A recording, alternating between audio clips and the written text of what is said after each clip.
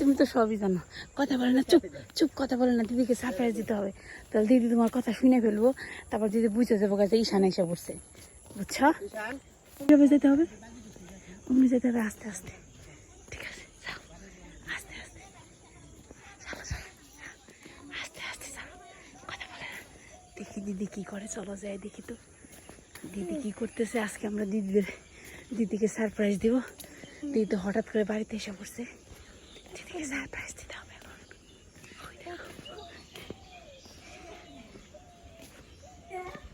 দিদিকে সারপ্রাইজ দিবে না?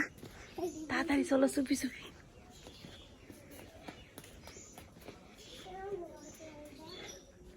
যাও ঘরে ঘরে ঘরে, দিদি ঘরে আছে, ঘরে। বলো। ঈশানে এসে পড়ছে এখন ঘরের ভিতরে। ঈশানের দিদি কেবল স্নান করলো, ঘরে এসে দেখি স্নান করে কেবল কাপড় পরতেছে। তো ঈশানের দিদি কি খুশি হয়েছে? খুশি রে, ঈশানে নিয়ে আমার কি খারাপ না করে। ঈশান তোমার জন্য কি নিয়ে এসে দেখো। ঈশানের ওই দিদি তোমার নাকি একটা গিফট দিয়ে দিছে, বালতি দিয়ে দিছে তোমার নাকি গিফট। ঈশানও নিয়ে এসে, ঈশানের ওই দিদিও দিছে। ঈশানে হ্যাঁ বললো, তাই না? ঈশান এটা ঈশানের কোক, এটা ঈশানের দিয়ে খুলিস নাকি, পড়ে যাবো বিছানার মধ্যে।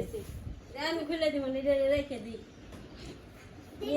এটা আমার নিয়ে নিয়েছে না, এটা আমার নিয়ে নিয়েছে আমার জন্য সব।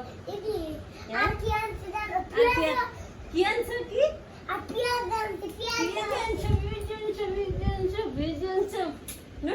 তুমি আর পরে ঈশান খালি কান মানছে, খালি জিদ করে মানছে, খালি জল ছানবো আমি মার। হাই রে কান্দা রে, আমি তো বুঝছি যে ওকে নিয়ে কান মানছে। সুরা বুলা মানতো কয়ে বুঝি হারে না যে তোমার নিয়ে খারাপ না মানছে, এটা তো করে না, খালি কান মানছে, খালি কান মানছে।